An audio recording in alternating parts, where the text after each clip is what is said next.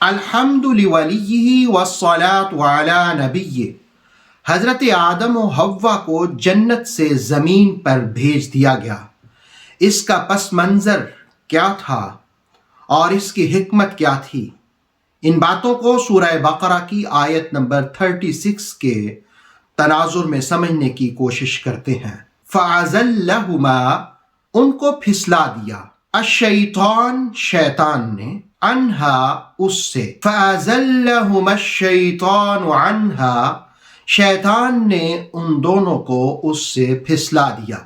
But شیطان caused them to slip out of it، فَأَخْرَجَهُمَا، ان دونوں کو نکلوا دیا، مما، اس سے، كَانَا فِي، جس میں تھے، فَأَخْرَجَهُمَا مِمَّا كَانَا فِي، ان دونوں کو اس سے نکلوا دیا جس میں وہ تھے، and removed them from that condition in which they had been۔ وَقُلْنَا، اور ہم نے کہا، اِهْبِطُوا، چلے جاؤ، اتر جاؤ، بعضکم، تمہارے بعض، لبعض، بعض کے لیے، عدو، دشمن ہے، وَقُلْنَا اهْبِطُوا بَعْضُكُمْ لِبَعْضٍ عَدُوٌّ، اور ہم نے کہا تمہارے بعض بعضوں کے لیے دشمن ہیں، and we said، go down all of you as enemies to one another، وَلَكُمْ، اور تمہارے لیے، فِي الْأَرْضِ، زمین میں، مستقر، ٹھکانہ ہے، وَلَكُمْ فِي الْأَرْضِ مستقر،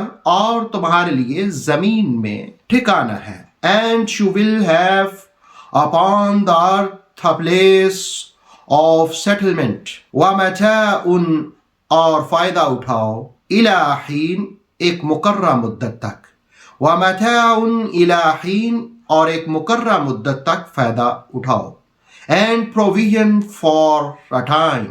سورہ بقرہ کی آیت نمبر 36 میں پہلی بات یہ بیان کی کہ شیطان نے ان کو پھسلا دیا۔ اس کے لیے ازلّہ کا کلمہ استعمال ہوا۔ زلّہ، ائمہ لغت نے لکھا کہ بغیر ارادے کے پھسلنا، ازلّہ، پھسلا دینا، یعنی وہ خود پھسلے نہیں تھے۔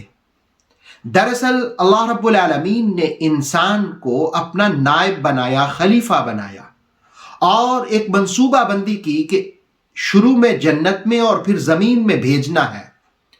تو جس وقت جنت میں رکھا تو تربیت آدم کے لیے اور تربیت انسان کے لیے ان کو فرما دیا کہ اس درخت کے قریب نہ جانا۔ اب شیطان نے ان کو پھسلا دیا اور بغیر ارادے کے ان سے یہ کام کروا دیا۔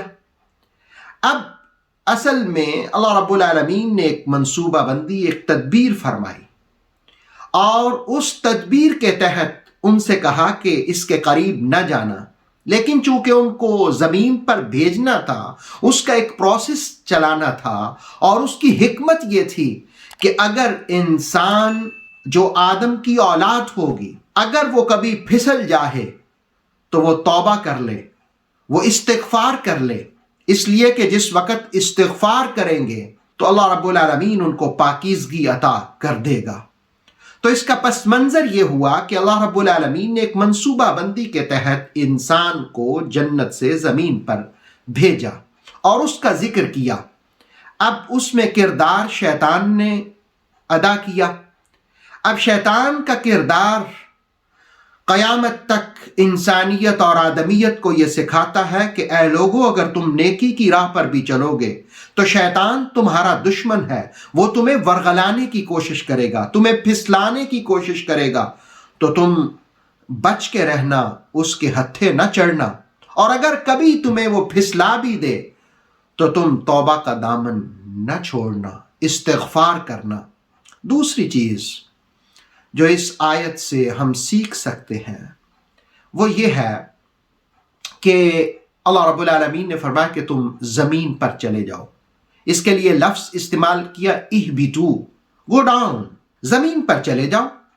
اب اس سے مراد ابن زید کے مطابق آدم علیہ السلام، حضرت حوا اور ذریت آدم، یہ سب کو مراد لیا تھا کہ سب زمین پر چلے جاؤ۔ اور پھر اس کے بعد تیسری چیز ہم اس آیت سے یہ بھی سیکھ سکتے ہیں کہ ایک دوسرے کے دشمن ہوں گے، اس سے مراد ایک تو یہ ہو سکتی ہے کہ انسان کا دشمن شیطان ہے، اور اگر بعض مفسرین کے مطابق سانپ اور شیطان اور مور یہ بھی شامل ہوئے تو سانپ بھی انسان کا دشمن، انسان اس کا دشمن۔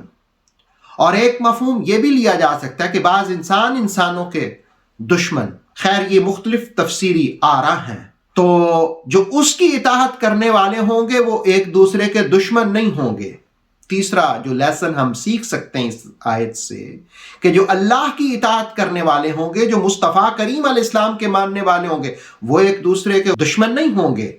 ان کے بارے میں تو کہا مومن سارے بھائی ہیں اور وہ آپس میں محبت اور الفت کا رشتہ رکھتے ہیں، لیکن وہ لوگ جو اس کو نہیں مانتے اور وہ جو ماننے والے ہیں ایک دوسرے کے دشمن ہوں گے۔ اور چوتھی چیز اس آیت میں یہ فرمائی کہ تمہارے لیے زمین میں ٹھکانہ ہے، زمین میں قرار ہے، الہین ایک مقررہ مدت تک۔ اس سے مراد موت بھی ہو سکتی ہے، اس سے مراد قیامت بھی ہو سکتی ہے۔ بعض نے کہا ہین جو ہے وہ مختصر مدت کے لیے، بعض نے کہا طویل مدت کے لیے، طویل مدت ہو یا تھوڑی مدت ہو، بہرکیف اس میں حکمت یہ ہو سکتی ہے کہ کسی کی زندگی کم ہوتی ہے، کسی کی زیادہ ہوتی ہے۔